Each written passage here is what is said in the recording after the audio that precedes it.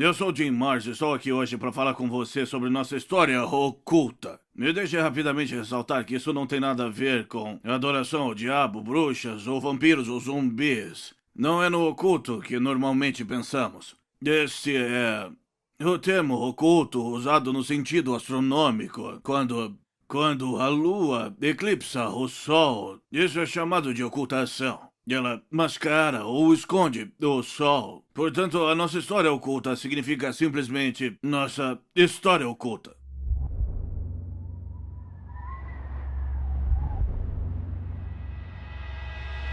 Os antigos alienígenas e a nova ordem mundial.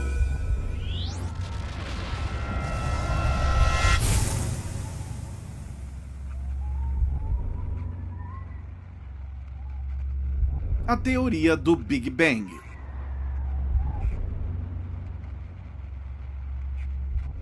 A teoria do Big Bang. A ideia é que havia apenas energia no espaço, e se coalesceu e no meio que condensou e criou uma tremenda pressão, liberando uma explosão, jogando pedaços de energia e matéria em todo o universo, e eles giraram e esfriaram, criando galáxias inteiras, criando o Sol, e depois os planetas, e depois a evolução.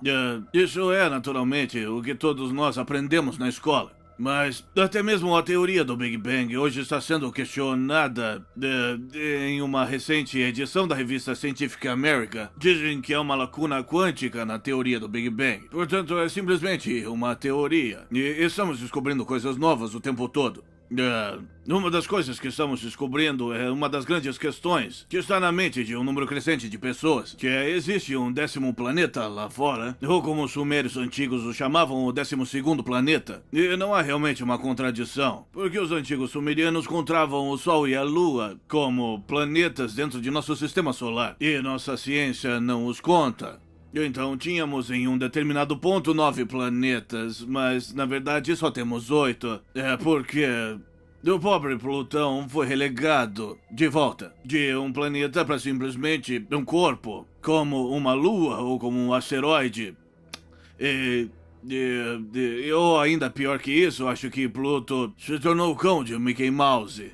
Mas nós estamos aprendendo todos os tipos de coisas sobre o sistema solar e localizaram um planeta fora deste sistema que eles pensam que faz parte de nosso sistema. E isso remonta aos anos 80, quando na verdade havia histórias de sucesso sobre isso. Mas não ouvimos muito, exceto em sites de conspirações que falam sobre o 10º planeta ou o planeta X. Ou Nibiru, ou Wormwood, como quiser chamar. Mas de fato parece haver algo lá fora. E eles podem muito bem ser o que pode estar, talvez, causando um transtorno nas órbitas de alguns planetas do nosso sistema. E também pode estar por trás de estranhas mudanças ambientais que estão ocorrendo neste planeta. Que, obviamente, há uma mudança ambiental, como o aquecimento global que tem sido mostrado para tentar empurrar um imposto global sobre o carbono. E desculpe, Al Gore, mas não é apenas dirigir os nossos carros.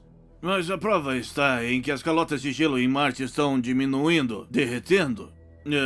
O gelo em algumas luas de Júpiter está derretendo. Os planetas externos estão se tornando mais luminosos, o que significa que estão aquecendo. E, portanto, o que quer que esteja acontecendo com todo o sistema solar não é só no nosso planeta.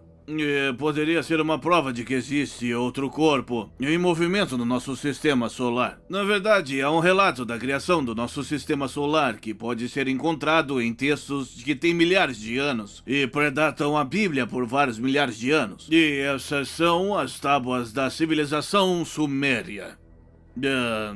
Na verdade, irônico, mas podemos saber mais sobre os sumerianos do que um dia saberemos sobre os egípcios ou romanos, porque todos eles escreveram tudo em papiro e eles se desintegraram ou se queimaram ou se perderam em guerras.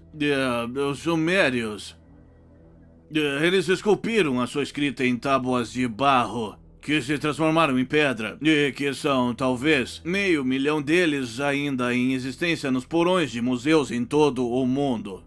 E, curiosamente, apenas cerca de 20% deles foram traduzidos, e ainda, quando traduzidos, descobrimos que eles nos dão uma história de nosso próprio sistema solar. Agora sabemos que os sumérios, como se pode ser visto aqui, conheciam as posições dos planetas e tamanhos relativos. E, no entanto, também sabemos que Urano não era conhecido pelo homem moderno até ser descoberto em 1781. Netuno foi descoberto em 1846 e Plutão também até 1930. Então, eles estavam, de fato, à nossa frente em conhecimento dos céus. Os Sumérios.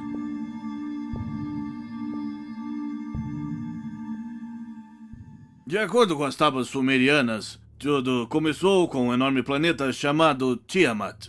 E Tiamat foi localizado entre Marte e Júpiter. Ele era um planeta enorme, maior do que a Terra. E era um planeta aquoso, cheio d'água. Nas tábuas cuneiformes, os sumérios nos falam de guerra nos céus. Dos confrontos que aconteceram são lidos como uma metáfora para a criação de nosso sistema solar e nos conta uma história incrível. Nos conta de um outro planeta conhecido como Nibiru, conhecido como o planeta da travessia. E isso porque Nibiru aparentemente tem uma órbita que o leva para fora de nosso sistema solar e revolve há cerca de 3.600 anos, ou aproximadamente. E isso constituiria um de seus anos, e estaria destinado a retornar às proximidades da Terra em 2060. Mas isso significa que pode estar se aproximando de nosso sistema agora. E algumas pessoas acreditam que essa pode ser a causa de nosso clima errático e das mudanças ambientais que estamos vendo ocorrer na Terra. Recentemente, em 2012, astrônomos afirmam ter encontrado evidências de outro corpo celestial em nosso sistema solar. Portanto, isso não é puramente teoria. E a única teoria que entra é de que esse objeto pode ser talvez outro planeta, talvez um outro sol que está implodido, ou um buraco negro. E, bom, sabe, não temos certeza. E, claro, o governo age como se nada tivesse acontecendo. Portanto, o que mais é novo? Então, de acordo com esse antigo relato, há milhares de anos atrás, quando Nibiru passou pelo nosso sistema solar, passou perto do planeta de água de Tiamat. E uma das luas de Nibiru, na verdade, atingiu a Tiamat e demoliu cerca de metade desse mundo, fazendo com que ele se desfizesse em pedaços, mas continuou na órbita de Tiamat. E esse é o que conhecemos como cinturão de asteroides. E a outra metade de Tiamat coalesceu e foi empurrada para depois da órbita de Marte. E isso é o que veio ser conhecido como a nossa Terra. Isso poderia explicar por que as rochas marcianas e fósseis marcianos foram encontrados na nossa Terra. E por que algumas das amostras de água mostram evidência de vida marciana. Porque começou como Tiamat e depois veio parar aqui. Portanto, veio de Tiamat e não de Marte. Então hoje temos o sistema solar como conhecemos hoje, que é o Mercúrio, Vênus, e então Marte, e então a Terra. E então a cintura de asteroides, e então Júpiter, Saturno e outros planetas. Isso poderia explicar muitas coisas, incluindo a origem dos próprios cometas, que na verdade são como bolas geladas voando pelo espaço. E de onde eles vêm? São fragmentos e pedaços de escombros da destruição do planeta Tiamat. A Lua.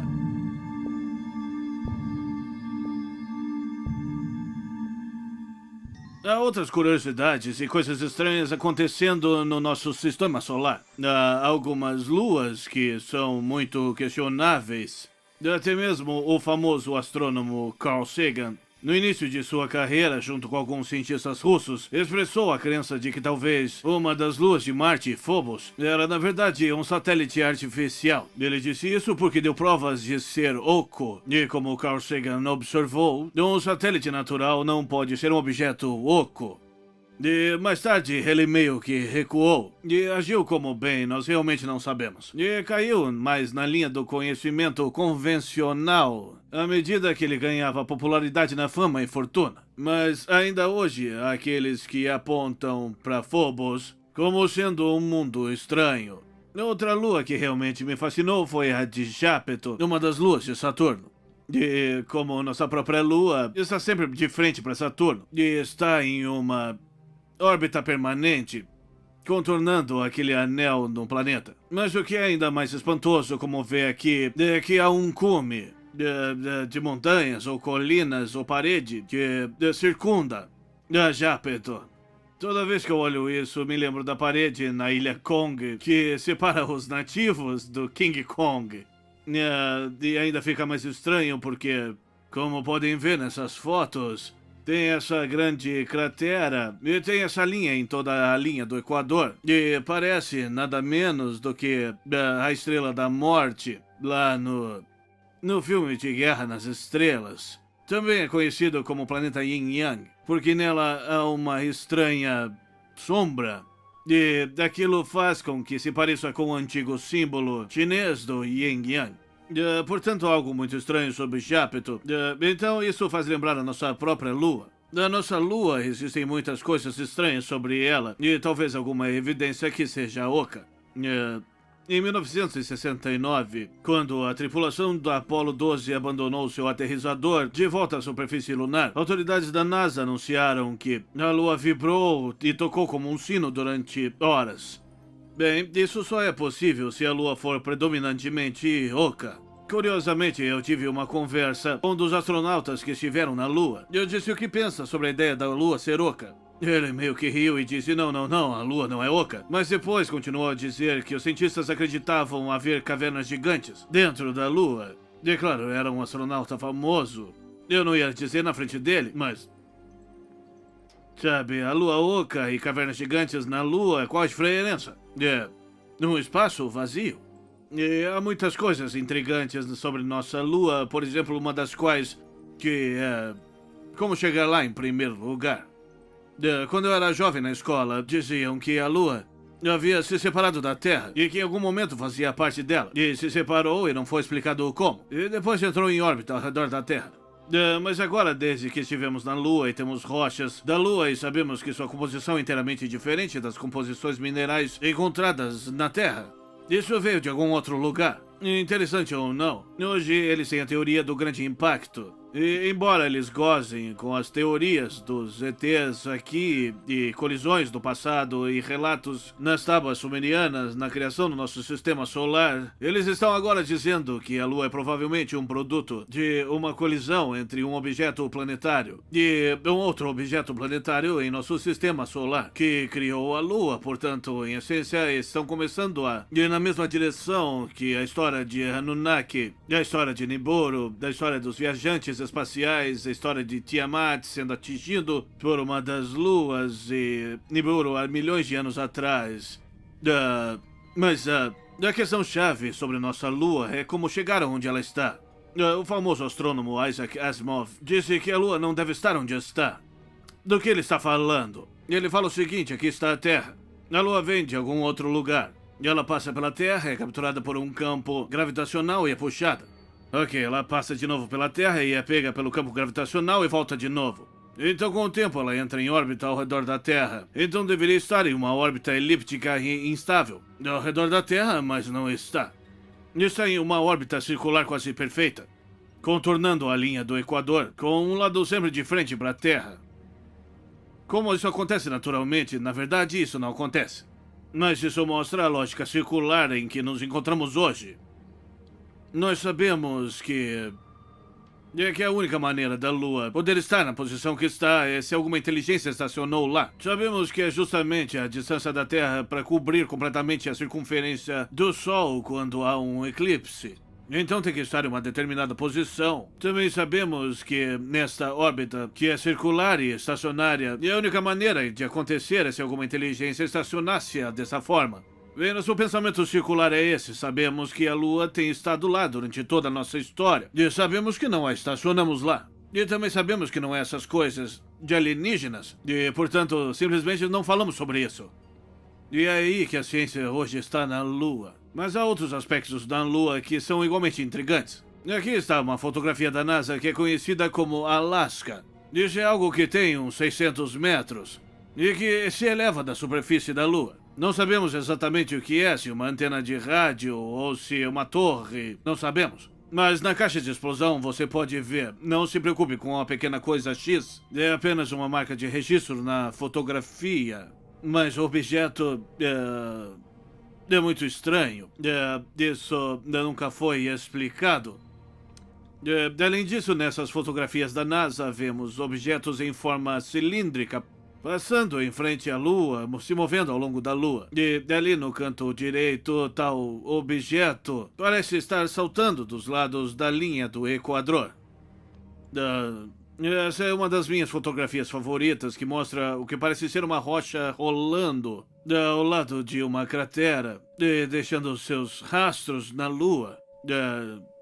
Isso é claro que se trata de um slide de uma imagem publicada. Não é uma imagem muito clara, mas na original você pode ver esses rastros subindo do lado do Equador e depois eles descendo do lado que de certa forma destrói a ideia que é apenas uma rocha redonda rolando pela lateral da cratera por acidente. E se você olhar para a parte superior, verá alguns outros rastros na Lua. O que é ótimo. Agora, junto com as luzes vistas na Lua, luzes em movimento na Lua, dos ventos de água e gás, passando algumas provas de vento na Lua.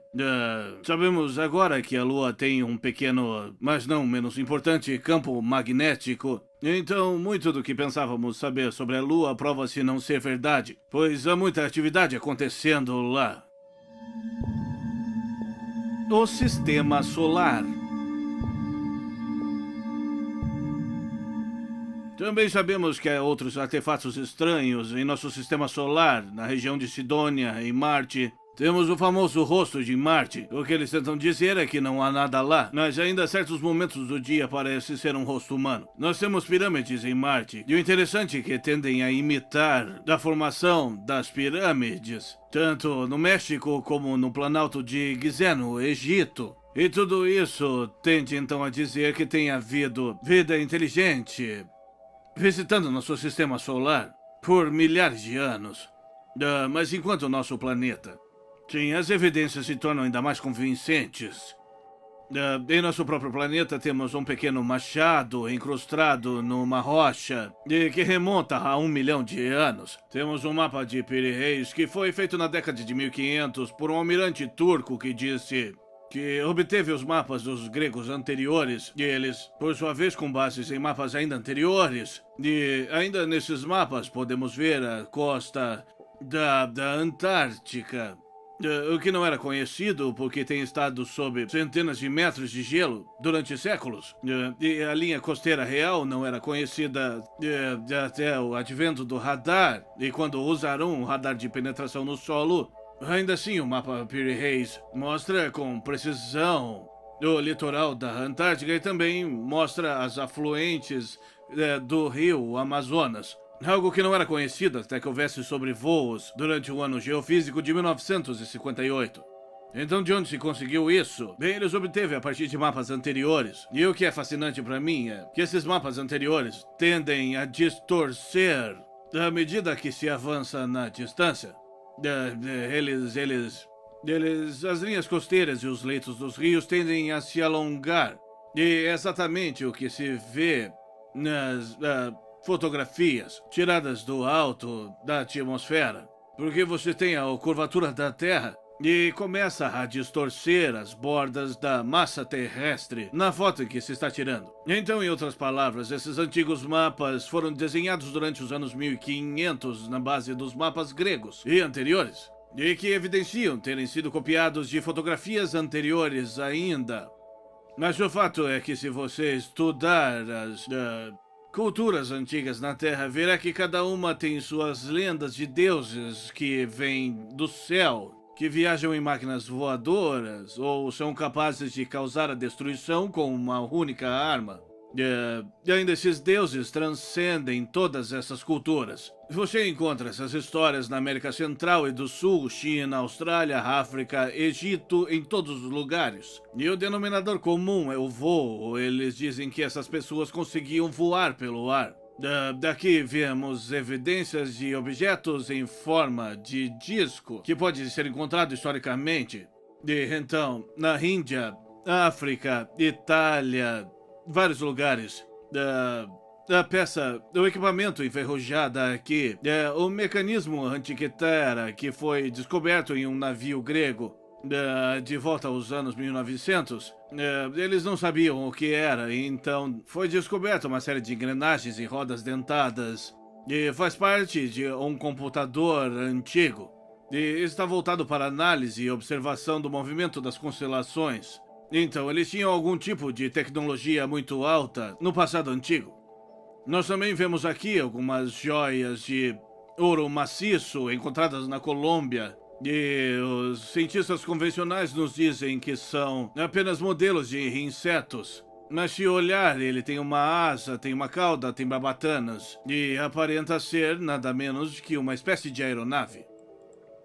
E na verdade, esses pesquisadores alemães construíram um modelo de um desses pequenos pedaços de joias de inseto que poderiam voar muito bem. Então, aparentemente, estavam modelando essa joia em dispositivos voadores reais em que eles tinham visto ou tido experiências e o estavam copiando em suas joias. Civilizações perdidas. Já que estamos falando de alta tecnologia no passado da Terra, isso meio que nos leva às lendas de Atlântida, de Mu e outras civilizações perdidas agora. Houve uma Atlântida real e era assim chamada? Não sabemos ao certo. Mas Atlântida é um bom termo genérico que significa civilização pré-histórica altamente tecnológica. E as evidências para isso foram encontradas, na verdade, em todo o mundo.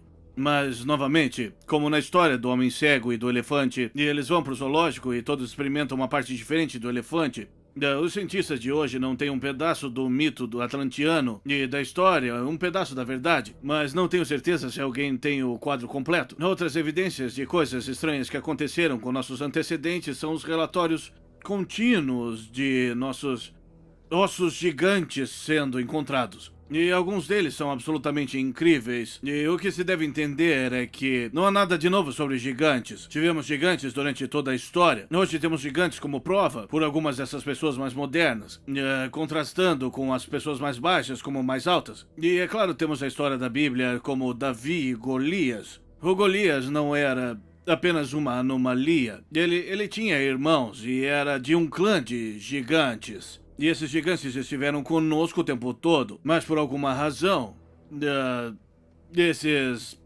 poderes decidiram manter essa herança longe de nós. O Instituto Smithsonian, que todos nós conhecemos, é uma grande instituição científica.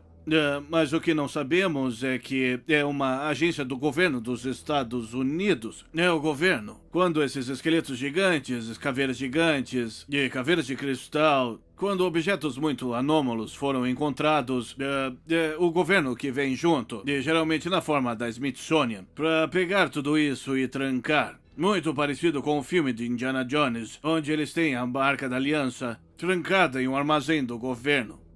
Estou particularmente interessado em uma história de 1909 que alguns funcionários da Smithsonian descobriram artefatos egípcios na extremidade norte do Grand Canyon.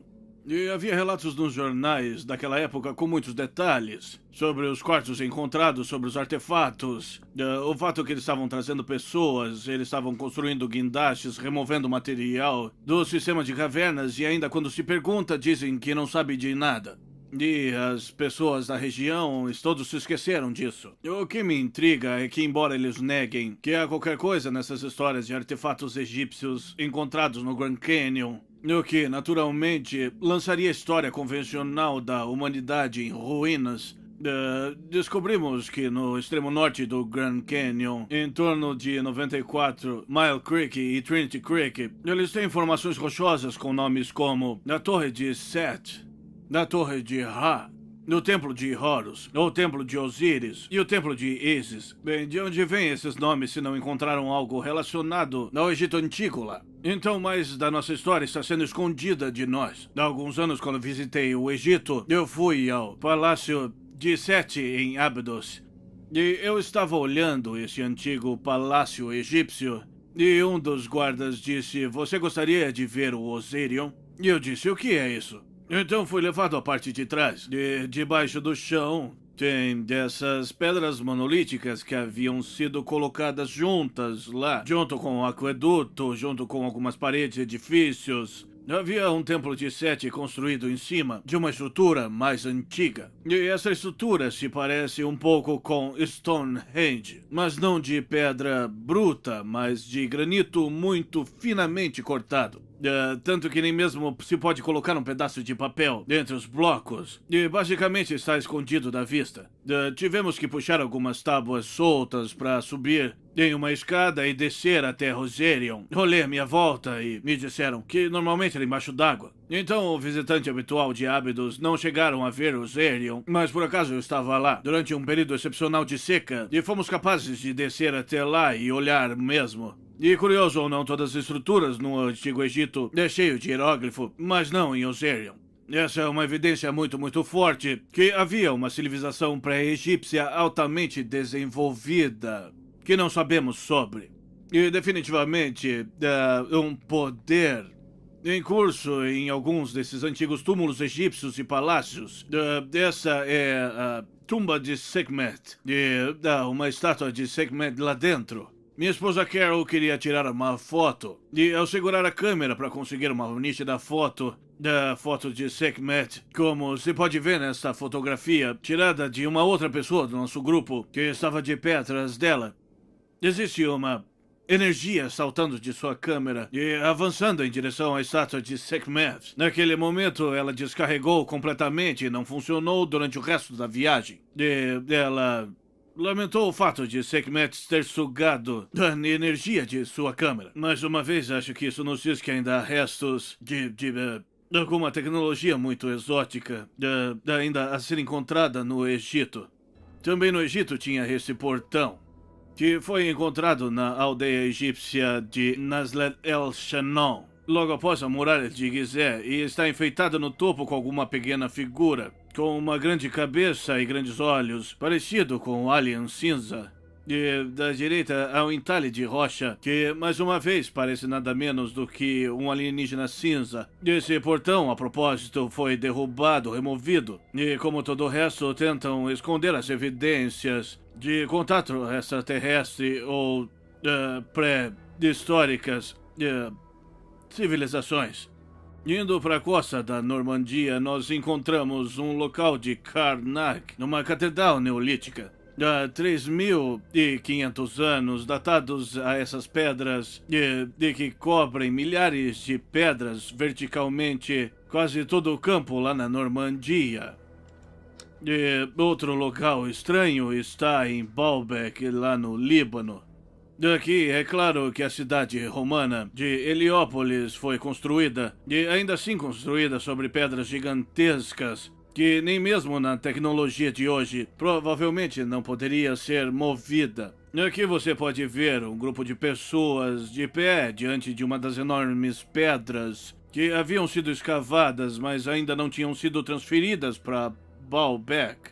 E é verdade, e tem sido argumentado que existem talvez 1 ou 2 guindastes no mundo hoje que poderiam pegar uma pedra como essa pesando mais de 1.000 toneladas. Mas, quanto à minha pesquisa, não há nenhum que poderia captar a pedra tão pesada e movê-la. Poderiam levantá-la, mas não se mover com ela. E então a questão ainda permanece: que tipo de tecnologia essas pessoas tinham muito antes dos tempos dos romanos, que foram capazes de construir essa enorme plataforma lá no Líbano?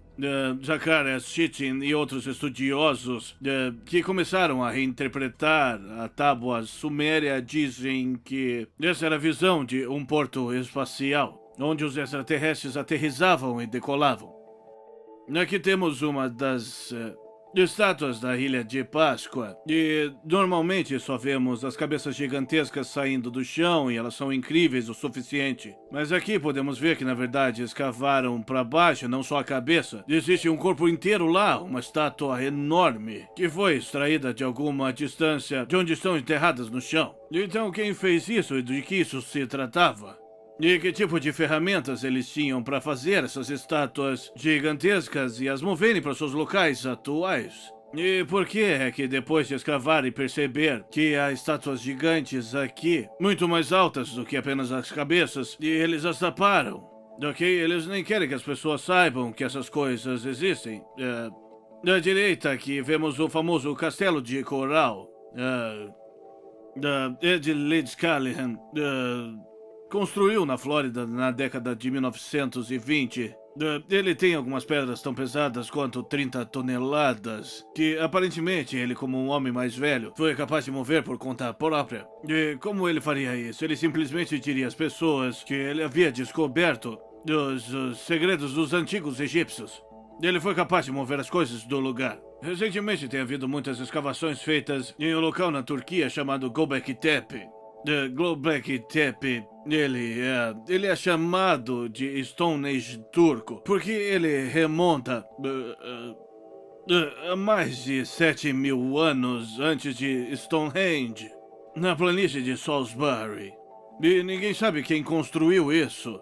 Mas ali há sinais incríveis de sofisticação. E aqui estão algumas esculturas, ainda são visíveis. Obviamente tudo muito ornamentado. Eles acham que o lugar foi construído como um local de adoração. Um lugar para estudar as estrelas. Mais uma vez encontramos, como todas as outras sociedades primitivas do mundo, esse fascínio, esse interesse com as estrelas, me indicando que sabiam de algo importante sobre isso. E talvez porque sabiam que foi daqui que vieram os deuses. Artefatos não usuais e visitas extraterrestres.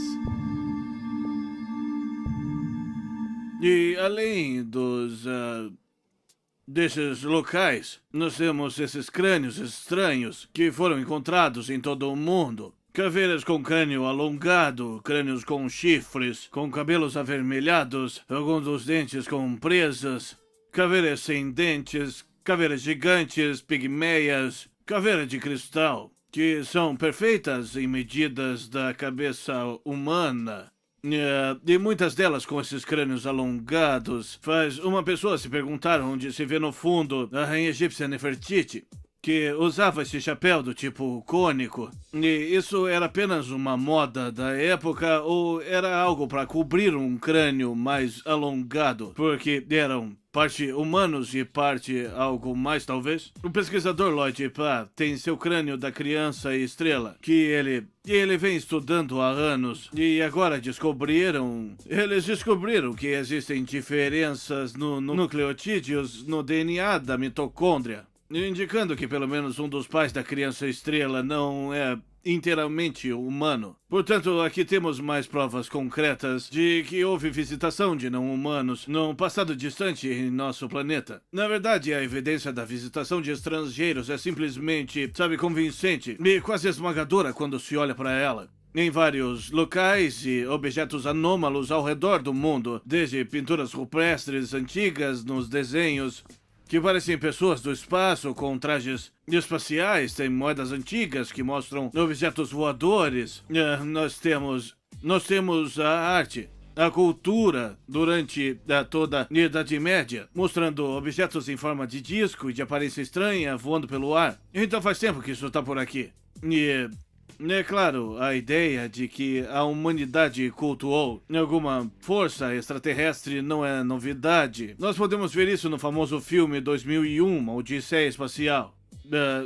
Mas esses detalhes, mais de uma vez, nas antigas tábuas sumerianas, que quando todos começaram a dizer como chegamos aqui, o que houve, eles contam a mesma história básica. Há 432 mil anos atrás, antes da grande enchente, que seria a inundação de Noé, eles dizem que os Anunnaki, cuja a tradução é aqueles que vieram dos céus e aterrizaram na Terra, vieram de Nibiru através do Grande Bracelete, que é interpretado como o cinturão de asteroides, e pousaram então na Terra do Golfo Pérsico. E então começaram a colonizar e começaram a procurar ouro. Sim, primeiro tentaram conseguir extrair o ouro das águas do Golfo Pérsico, mas isso foi lento e não retornou muito ouro. Por isso começaram a explorar a Terra. E particularmente na África do Sul encontraram minas de ouro ou camadas de ouro sobre o solo e começaram a montar operações de mineração. No início da década de 90, uma das empresas de mineração da África do Sul tentou fazer uma contagem dessas antigas operações de mineração e depois veio vários milhares. E eles simplesmente desistiram de contar, pois haviam muitas. Portanto, isso tem sido algo, a caça ao ouro, isso tem sido caça de recursos, tem sido algo que remonta ao longo da nossa história. De acordo com as tábuas sumérias, houve problemas, porque essas pessoas vieram ao planeta como astronautas e se tornaram garimpeiros. E a mineração sobre a Terra é um trabalho duro, quente e extenuante. Então houveram greves, desaceleração da demanda por salários altos e por ajuda. E a liderança dos Anunnaki foram perturbadas sobre o que fariam a respeito. E alguns deles exigiam medidas duras, punição para aqueles que não cavariam o ouro. Mas o oficial de ciências deles, Enki, disse: bem, agora eu tenho estudado os primitivos da Terra em meu laboratório na África do Sul.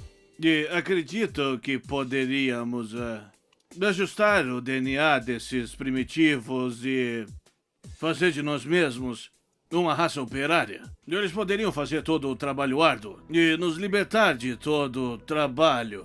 E interessante que eles tinham os mesmos argumentos éticos que nós temos hoje sobre splicing, genes e clonagem. Eles disseram que não cabia a nós brincar de Deus, apenas Deus. Somente a força criativa universal poderia criar realmente os seres vivos. E isso é verdade, então não deixe ninguém que te diga que tentam argumentar que os aliens criaram os humanos, não é a ideia. Tudo o que eles fizeram foi o que nós fizemos com os animais. Cavalos, vacas, ovelhas, cachorros e gatos. Eles melhoraram a raça. De acordo com as tábuas sumárias, o oficial de ciências Enki e seu parceiro Norharsharg levaram o óvulo de uma fêmea terrestre e o fertilizou com o esperma de um macho Anunnaki. E depois o implantaram em fertilização in vitro. E depois na vagina de uma fêmea Anunnaki, que logo ficou grávida, e então realizou um parto cesariano e produziu um híbrido entre as duas espécies, e deu no que chamavam de Adama, no Adão, a primeira pessoa da Terra. E inicialmente esses eram como mulas, não podiam se reproduzir. Então tinham que continuar recriando, mas depois de mais experiências e manipulações com o DNA, eles na verdade aperfeiçoaram para onde os humanos agora podem se reproduzir. Aí que o problema começou. De acordo com o soberano Anunnaki Enlil, ele ficou perturbado com os sons de acasalamento dos humanos, enquanto eles se reproduziam como coelhos. Quando eles perceberam que Nibiru estava voltando e haveria mudanças gigantes na Terra, ficou decidido que os humanos tinham ficado fora de controle. Para qualquer um de vocês que viu Star Trek mostrar os Tribbles, era como se os humanos tivessem se tornado os Tribbles e estavam infestando tudo. Então foi decidido deixar a natureza seguir o seu curso. E quando Nibiru se aproximou o suficiente para causar desastres geofísicos na Terra, os Anunnaki simplesmente saíram em suas naves e entraram em órbita ao redor da Terra enquanto o dilúvio cobria tudo. Nas antigas tábuas que antecedem a Bíblia por cerca de 3.000 anos, detalham a história do dilúvio com duas diferenças significativas. Enquanto a história bíblica sobre o dilúvio conta como Noé foi contatado por seu Deus e mandado construir uma arca e levou os seres vivos e etc., da versão suméria tem a pessoa como Upnapishtim. E ele foi dado por seu Deus para construir uma arca de mesmas dimensões, selada da mesma forma que foi passado no relato bíblico. A outra diferença é muito intrigante para mim, porque eu perguntava com frequência como manter um barco cheio de animais. Os leões se deitam com as gazelas. Sabe o que aconteceu lá? De acordo com as tábuas sumérias, foi dito ao Utnapishtim para construir uma arca de que seria preenchida com a semente de todos os seres vivos. E então, como já sabemos que eles tinham conhecimento funcional do DNA e também da clonagem e manipulação genética, então vemos ao invés de um barco cheio de animais, nós vimos um barco com um armário, com tecidos de DNA e amostras de DNA, que então poderiam ser usados após a Terra seca e ser usada para reconstruir a Terra. Aparentemente foi isso que foi feito. Ironicamente, a ciência nos diz que a agricultura começou nas altitudes mais elevadas da região montanhosa de Cáucaso, na exata localização de Monte Ararat, onde nos foi dito que a arca, tanto no relato sumério e na Bíblia, vieram parar. Então, você pensaria que a agricultura começaria no solo muito rico, no leito dos rios e depois subiu, mas é o oposto, começou nas montanhas e desceu, dando suporte à ideia do conto sumeriano.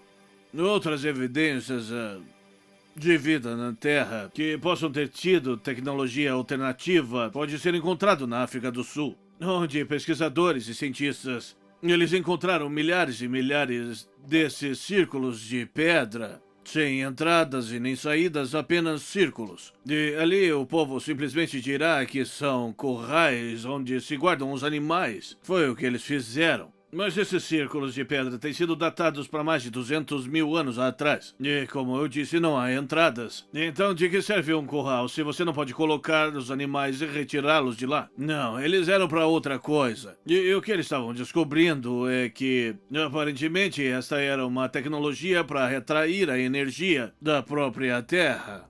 E alguns desses círculos, os cientistas haviam conseguido escavar 183 metros. Eles encontraram uma temperatura média dessa área de 5 graus Celsius.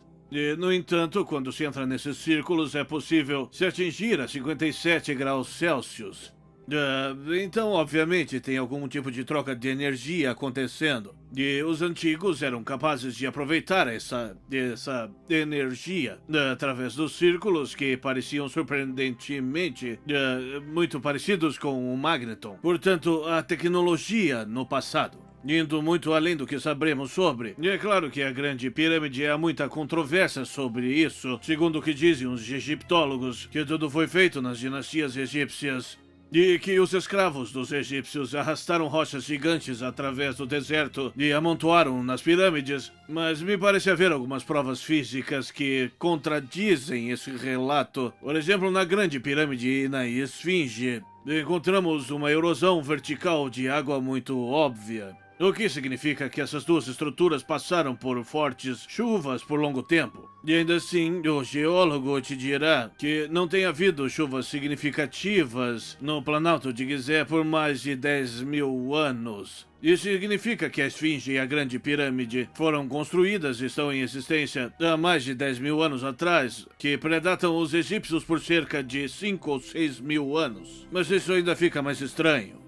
Em 2006, o Dr. Michael Barson, da Universidade de Drexel, e seus colegas encontraram que, ao invés de blocos de granito ou pedra calcária, a Grande Pirâmide foi, na verdade, construída a partir de concreto geopolímero, que agora nos dá uma nova teoria de sua construção. Ao invés de arrastar essas rochas gigantes pelo deserto e, de alguma forma, conseguido empilhá-las na pirâmide, eles simplesmente construíram formas e despejaram esse concreto que se solidificou e que explica as rochas gigantes e os fatos de sua colocação próxima. Um engenheiro britânico, Christopher Dunn, especulou que, de acordo com o layout e a configuração interna da Grande Pirâmide, de que não era um túmulo, ou até mesmo um artefato egípcio, mas uma usina elétrica que extraía energia da Terra, muito parecido com círculos de pedra na África do Sul, e que pode ter passado essa energia por uma civilização mundial através de outras pirâmides, o que sabemos que podem ser encontradas em todo o mundo. E dá um relato na Europa Oriental de que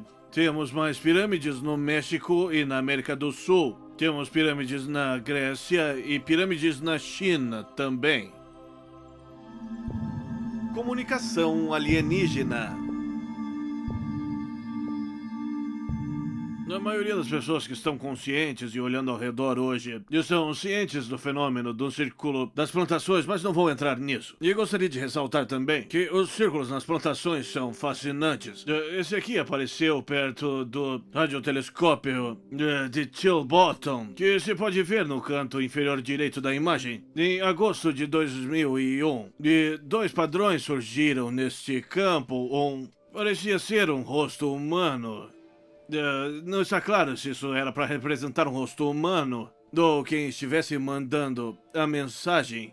Do outro é um diagrama semelhante quanto a esse diagrama à direita, que estava num código binário e foi enviado ao espaço. E basicamente o que ele diz é o que mostra a composição do DNA humano. Tem um pouco de forma humana que mostra 2 braços, 2 pernas, cabeça pequena. E da coisa laranja aqui é um diagrama de nosso sistema solar, mostrando o terceiro planeta levantado, que significa que vivemos no terceiro planeta. E então, quando em 2001... nós recebemos de volta uma coisa do tipo similar, mas com diferenças, que mostra uma figura não muito humana, cabeça grande, olhos grandes, corpo pequeno, e mostra que a vida no terceiro, quarto, quinto e sexto planeta de seu sistema, além do que outras mudanças no DNA. Então isso foi uma resposta do espaço. E então, no ano seguinte, quase no mesmo dia, tivemos essa forma na plantação perto de Winchester, no Hampshire, na Inglaterra. E mostra claramente o que parece ser um rosto alienígena, com um código binário que se lê. Cuidado com portadores de presentes falsos e suas promessas quebradas. Muita dor, mas ainda há tempo. Pensamos que quer dizer acredite que a bondade lá fora. Nos opomos ao engano, com o conduíte se fechando. Agora, se isso é uma farsa, são farsas muito elaboradas. E foram realizadas e feitas com algum tipo de tecnologia não conhecida. E se são mensagens de não humanos no espaço, então deveria ser dada mais atenção a isso. Então tudo suscita a pergunta, nossos ancestrais vieram do espaço? Como se pode ver, as evidências claramente apontam que sim. Porque temos relatórios ao longo de toda a história. Nós vemos na Bíblia Ezequiel na roda de fogo. Nós temos histórias de barcos voadores dos egípcios. Temos os escudos voadores dos romanos. Nós temos relatórios das coisas voando pelo ar na Idade Média. Temos relatos de coisas voando no ar em 1800, antes dos irmãos White voarem. Então, obviamente, parece que há evidências que demonstram que tem havido visitação nesse planeta. E o que nos leva a uma grande questão. Se eles vieram aqui, onde eles estão agora? Todos eles partiram? Ou alguns deles ficaram para trás? Se sim, então onde estão e o que querem? Tecnologia antiga e tecnologia moderna. Manipulação de energia hoje é o nome do jogo. Isso é o que tudo está voltado.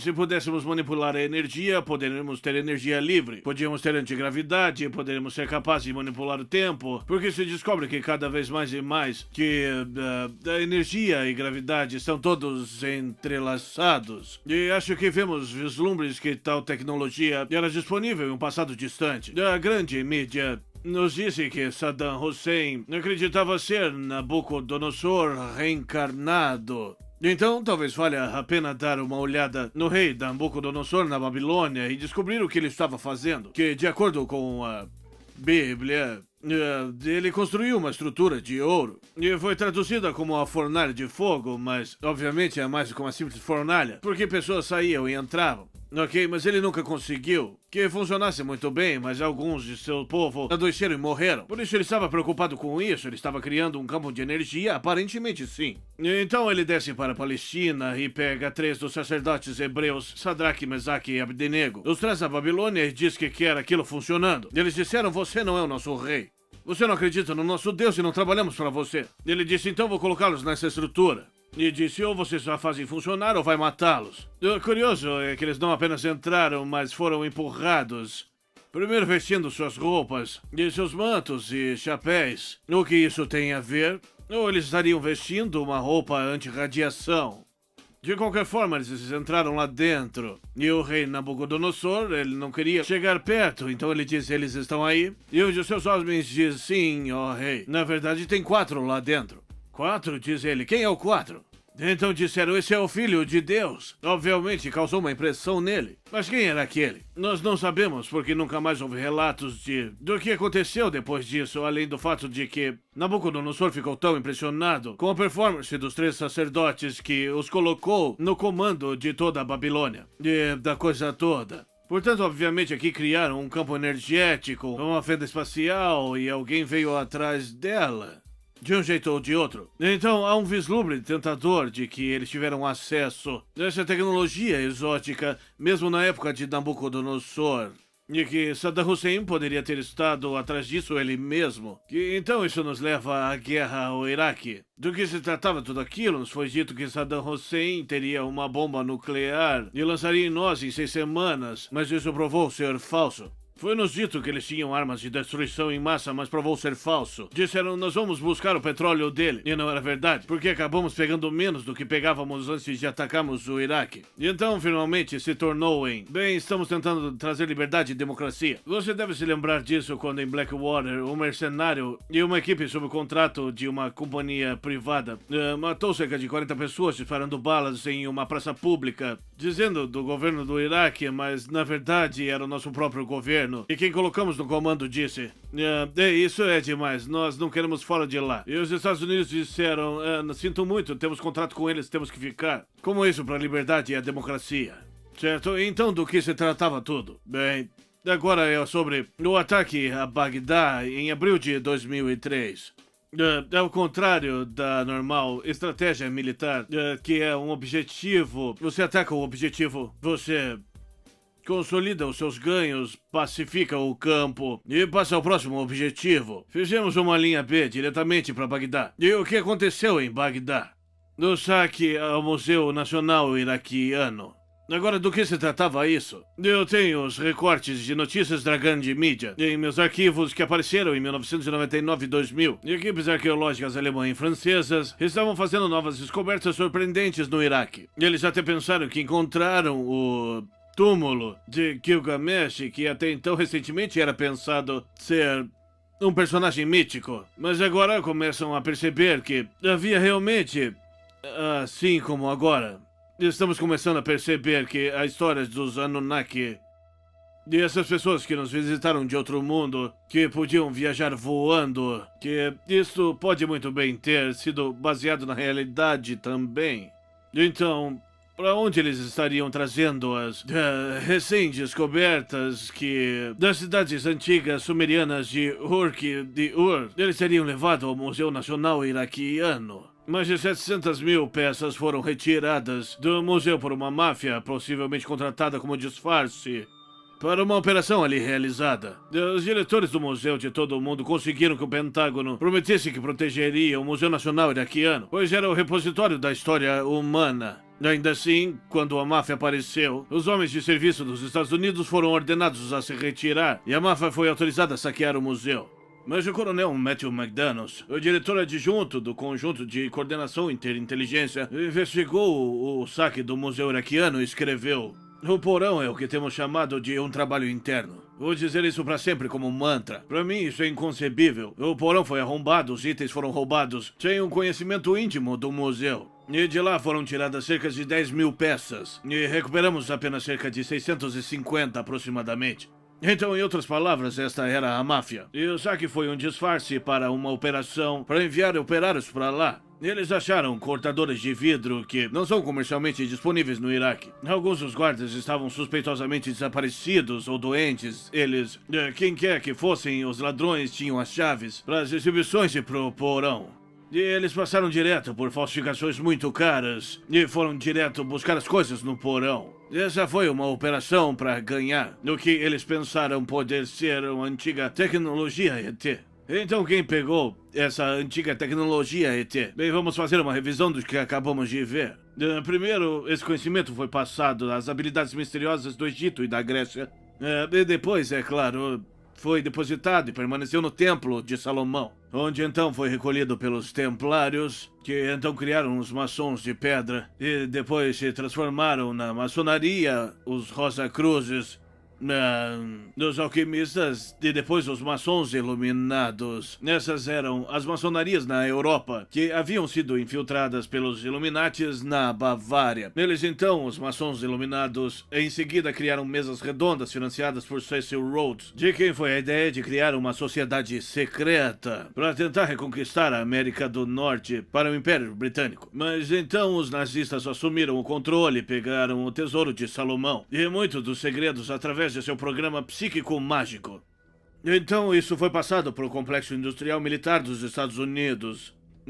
Do que agora estão à frente, os líderes corporativos, os líderes bancários, são geralmente membros das sociedades secretas, como o Conselho de Relações Exteriores e Comissão Trilateral, que foi uma ramificação do Conselho de Relações Exteriores, e claro, Bilderbergers, que são dos principais industrialistas, líderes corporativos, magnatas da mídia, oficiais bancários, que se encontram uma vez por ano e são tão secretos que nem têm um nome, são chamados de Bilderbergers porque foram descobertos pela primeira vez numa reunião pública no Hotel Bilderberg, na Holanda.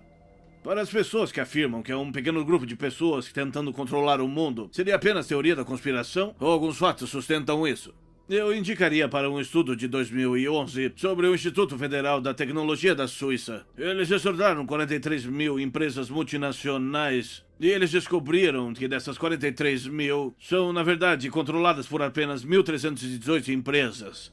A maioria delas com cargos de diretoria interligados e propriedades de 1.300 companhias, que são, por sua vez, controladas por 147 empresas com controle de interligação. E essas 147 empresas controlam mais de 60% da receita global. Essa é uma incrível concentração de poder. E dessas 147 empresas, na verdade, a maioria dessas são controladas por cerca de 20 grandes bancos. Então, quando dizem que os bancos estão administrando o mundo, bem, isso é uma boa evidência de mostrar que isso é verdade. E como eles fazem isso? Eles fazem isso a partir de agências pouco conhecidas, tais como o Fundo de Estabilização Cambial.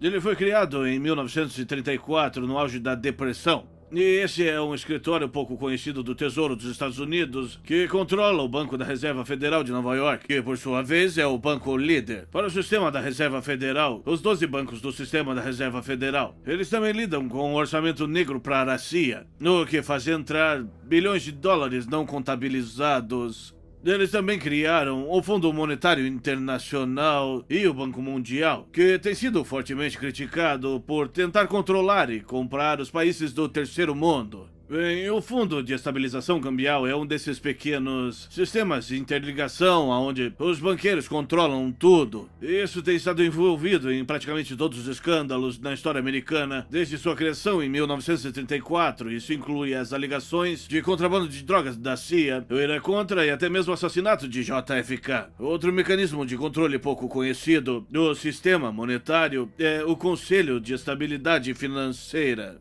Isso foi originalmente esse Comitê de Estabilidade Financeira do Banco de Compensações Internacionais, que foi criado para lidar com reparações de guerra após a Primeira Guerra Mundial, mas logo foi apoderado pelos nazistas alemães. Foi um banco nazista e durante a Segunda Guerra Mundial, esse era o banco onde todos guardavam seu dinheiro. E para ficar acima da luta, em 2006, o presidente Obama assinou o acordo do G20, que concordou em deixar o Comitê de Estabilidade Financeira tornar-se o Conselho de Estabilidade Financeira, que supervisiona nossa economia. Que dita a política para o Fed, para a Comissão de Valores Mobiliários e para outros grupos políticos. E assim, pelo assinar de sua caneta, o presidente Obama colocou agora todo o nosso sistema financeiro nas mãos de banqueiros internacionais, como se já não tivesse uma participação grande através do sistema da Reserva Federal. Então, com os Bilderbergers e com essas agências internacionais que estão agora controlando nossa economia. Aqui é onde o poder de controlar a grande mídia e os grandes negócios chegam por um pequeno punhado de pessoas. E essas pessoas podem rastrear a sua herança e seu conhecimento de volta a esses antigos deuses do céu. A dinastia bancária Rothschild é conhecida como provavelmente uma das principais organizadoras da pirâmide do poder do mundo de hoje. E eles não riem da ideia dos astronautas antigos. E, na verdade, nos anos 20, eles nomearam de seus filhos Nimrod, porque eles afirmam que são os descendentes do deus rei sumério, o Nimrod. Também descobrimos que Sula, o famoso general romano, fundou um colégio em Roma dedicado à deusa egípcia Ísis. Júlio César dizia que seu pai era o Enéas, o pai de Rômulo e Remo, dito como sendo um híbrido entre um humano e não humano, a deusa Vênus, conhecida como Hathor para os egípcios e Asura para os sumérios. Então, mais uma vez, nós vemos a conexão de volta através dos gregos e egípcios às divindades sumerianas, porque tudo está nas linhagens de sangue. Essas pessoas pensam que eles devem estar no comando do mundo, e eles podem dizer a todos como viver, e eles reivindicam o direito porque dizem que podem traçar suas linhagens de volta aos deuses originais da antiguidade. Aristocracia alienígena e o controle das mídias. Todas as eleições presidenciais na América, incluindo George Washington, foi ganha pelo candidato com os genes mais reais britânicos e franceses. Dos 42 presidentes até Bill Clinton, 33 estão relacionados a duas pessoas: Alfred, o grande rei da Inglaterra, e Carlos Magno, o monarca famoso francês. E assim vai. 19 dos presidentes estão relacionados a Edward III, na Inglaterra, que tem 2.000 conexões de sangue com o príncipe Charles. George Bush e Barbara Bush são da mesma linhagem de sangue de Pierce, que mudou seu nome de Percy quando atravessou o Atlântico. Percy hoje continua sendo uma das maiores famílias aristocráticas da Grã-Bretanha. Fiquei maravilhado com a eleição do ano 2000 ao ver que os Burke's Peerage, uma publicação genealógica muito prestigiada na Inglaterra, previu que George W. Bush seria presidente. Eles disseram que poderiam dizer isso com certeza porque, embora Al Gore também estivesse relacionado com os Windsors britânicos, a família Bush estava mais próximo da relação com os Windsors e, portanto, ele assumiria a presidência. E com certeza, depois que eles pararam a recontagem na Flórida, que agora sabemos que foi ganha por Al Gore, eles da Suprema Corte agora nomearam George Bush como presidente. Então a previsão de Burke's Peerage revelou ser verdadeira. E assim descobrimos que Gore e Bush, John Kerry e Dick Cheney, todos estão relacionados, todos da mesma linhagem. Mas tenho certeza que as pessoas pensam, bem, ao menos você possa dizer que Barack Hussein Obama não faz parte dessa linhagem de sangue, mas você está errado. De acordo com Lynne Cheney, a esposa de Dick Cheney, enquanto ela pesquisava os antecedentes de sua família, ela descobriu que Barack Obama é um primo de 8º grau e de Dick Cheney. Então, ele é um descendente de Maureen Duval, um francês huguenot, que o filho se casou com a neta de Richard Cheney, ao chegar em Maryland no final da década de 650 na Inglaterra. Agora eu percebo que você pode apresentar o argumento que quiser, se quiser voltar atrás, estamos todos ligados a Matusalém ou Adão. Então todo mundo é parente nesse mundo. Mas isso remonta a 1650. As probabilidades, quais são as probabilidades da mesma linhagem de sangue? Você tem do Gore, do John Kerry, do Bush e Barack Obama.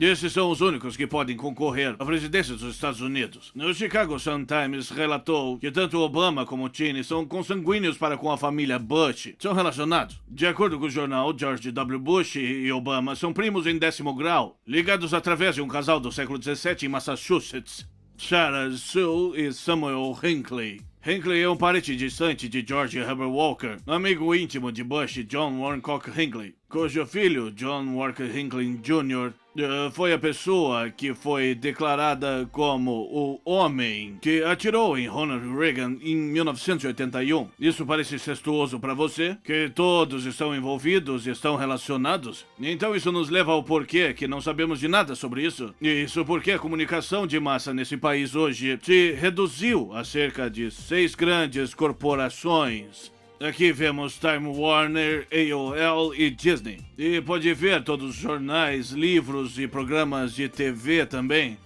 Revistas que essas duas corporações controlam. E depois tem Vivendi, Universal, Viacom e os Corporation e Bertelsmann AG. A Bertelsmann AG é uma empresa alemã de propriedade privada de uma família na Alemanha que durante a guerra, a Bertelsmann foi a maior publicadora de propaganda nazista para Watermark alemã, para os militares. E hoje é a maior publicadora no idioma inglês. E controla a maioria das principais publicadoras nos Estados Unidos. Isso deveria ser motivo de preocupação, mas não é, porque a maioria das pessoas nem sequer sabe sobre, porque eles controlam tudo o que vemos e ouvimos. Hoje, de acordo com estudos por sensor de projeto, descobrimos que as maiores empresas de mídia são interligadas por proprietários comuns, membros do Conselho Interbloqueio. É por isso que não estamos recebendo nenhuma notícia independente. E, na verdade, a maioria das redes de TV agora reuniram seus recursos. E eles têm uma equipe de filmagem que gravam algo. E em seguida, cada rede, cada estação é transmitida como se fosse seu programa, mas é tudo homogeneizado. É tudo garantido pelo governo. E não apenas isso, mas recentemente o presidente Obama fez com as políticas de que não se pode usar o dinheiro dos impostos para divulgar propaganda governamental como notícia. Então agora os militares, a CIA, a NSA podem usar o seu dinheiro de imposto para propagandear você. E dizer coisas que eles querem que você ouça e da forma que eles querem que você ouça. Por exemplo, no 12 de setembro de 2009, um número estimado de 2 milhões de americanos marcharam em Washington, chateados e zangados com o Obamacare. E sobre as guerras no Iraque e no Afeganistão também. Mas você não ouviu sobre isso, ouviu? Porque ninguém informou sobre isso. Nenhuma das principais mídias de comunicação iria noticiar sobre. No New York Times, Washington Post, tinham pequenas histórias dizendo centenas de milhares. Mas o que se pode ver nessa foto é que eles preencheram a Pennsylvania Avenue e ainda pensar em quando a marcha de 1 milhão de homens em Washington recebeu cobertura por mais de uma semana. Mas 2 milhões de americanos marchando sobre Washington nem sequer foi noticiado. O pessoal diz que é um controle muito apertado sobre mídia de notícia. Agenda alienígena e a nova ordem mundial. Vários líderes mundiais têm tentado nos alertar sobre o que acontece nos bastidores e que há uma força ou poder em algum lugar. Woodrow Wilson colocou dessa forma. Ele disse que alguns dos maiores homens dos Estados Unidos têm medo de alguém. Eles temem algo. Eles sabem que existe um poder em algum lugar tão organizado, tão sutil, tão vigilante, tão entrelaçado, tão completo, tão difundido que é melhor não falarem mais alto de que sua respiração quando falarem condenação dele. É muito forte. Então de quem ele estava falando?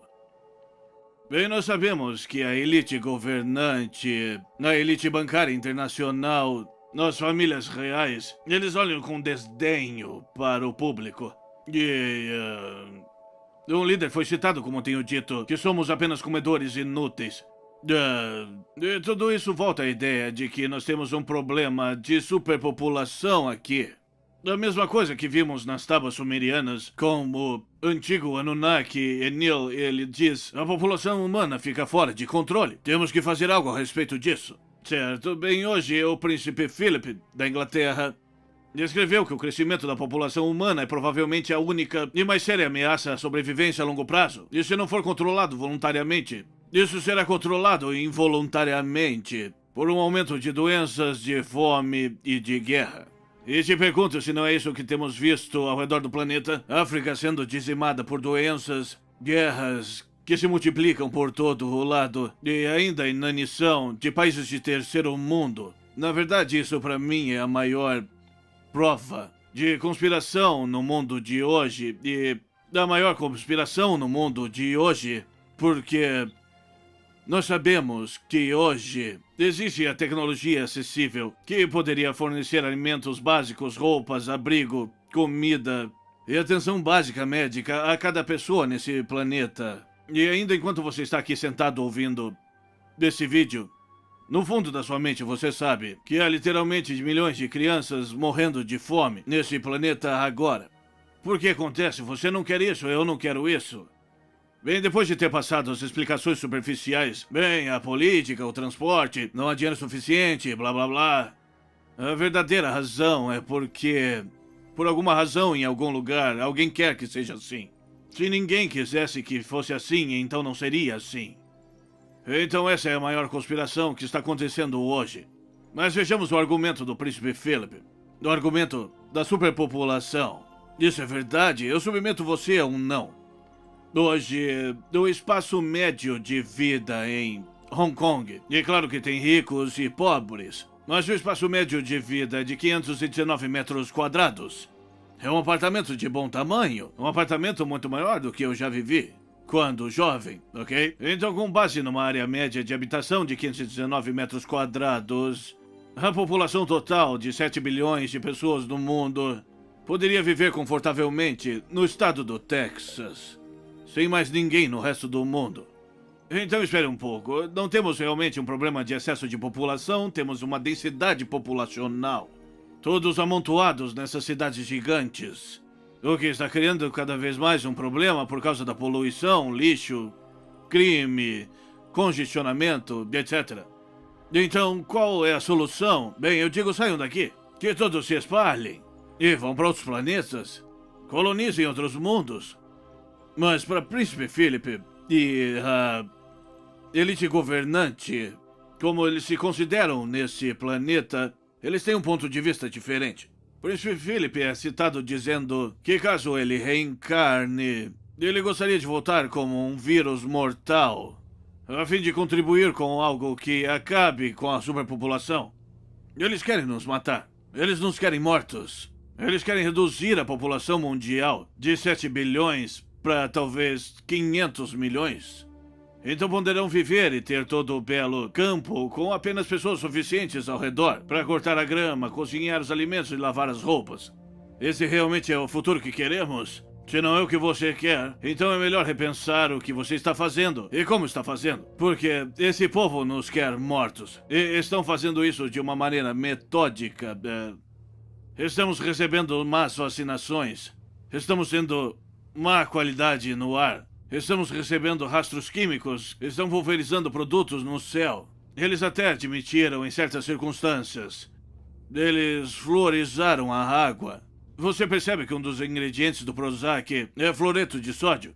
Os nazistas descobriram que o fluoreto de sódio ao longo do tempo pode acumular no cérebro, calcificar o cérebro. Isso levar a uma zumbificação, basicamente. Por isso colocaram na água do seu campo de concentração, porque para manter o público pacificado e não resistente. E agora estão colocando isso em 2/3 de água no fornecimento dos Estados Unidos, da sua cidade, do seu município, colocando o flúor na água. É melhor começar a ficar ativo. Ou seus filhos vão ficar sem pensamentos. Organismos geneticamente modificados, eles não temos ideia do que vão fazer, pessoal. E, no entanto, estão expandindo o seu uso por toda parte. Embora existam países no mundo que banem os alimentos geneticamente modificados, mas aqui eles acabaram de derrubar uma lei que simplesmente queria que eles informassem que quando estivessem colocando alimentos GMO em seu suprimento e rotulá-los, deixe-nos saber o que estamos ingerindo. Agora eles não são mais obrigados. É incrível. Portanto, isso não é mais um debate político ou filosófico. Isso é autodefesa. Se você não se der conta e perceber que existe um grupo governante nesse mundo que quer você morto, que quer você doente, que quer que você não pense, então você vai acabar em uma sociedade orwelliana e se perguntar como chegou lá. É bastante incrível porque temos aqui uma pretensa elite que parece estar inclinada a matar o ganso que põe os ovos. E sendo essa terra generosa, abundante de alimentos e água, e terra arável, e muitas oportunidades para qualquer um aqui para viver feliz, mas não. Não, temos que enfrentar a poluição, a crise econômica, as guerras, a crise política, porque alguém quer que seja assim. E é hora de olharmos para essas possibilidades que essa elite reguladora está totalmente consciente da ideia dos antigos astronautas e sabiam que havia tecnologia no passado antigo, eles sabem que tem havido civilizações avançadas. Eles não riem, não fazem graça de tudo isso, isso é verdade. Portanto, eu vejo isso como levando 3 possibilidades. Ou eles estão tentando usar a tecnologia moderna para contatar os antigos deuses do céu para ganhar o seu conhecimento, para ganhar seu poder. Ou dois, eles já estão em contato com essas inteligências extraterrestres e estão sendo guiados ou controlados por elas. Ou três, eles são os antigos deuses do céu, os Anunnaki, os reis da lenda da serpente. Os antigos alienígenas estão controlando o mundo. Já que é evidente que eles estão tentando controlar a economia do mundo e tentando destruir uma boa parte da raça humana através de doença, guerra e fome. Primeiro temos que nos perguntar, são corporativistas gananciosos? Eles não percebem o que estão fazendo? São simplesmente ineptos ou estúpidos? Ou são meros atos de corrupção? Ou é hora de perguntarmos com toda a seriedade se eles são um de nós? E por mais radical que isso pareça, para nossa autoproteção, acho que é hora de começarmos a considerar seriamente essa alternativa. Baseado no livro Nossa História Oculta, a elite global esconde alienígenas antigos, autor Jim Marrs.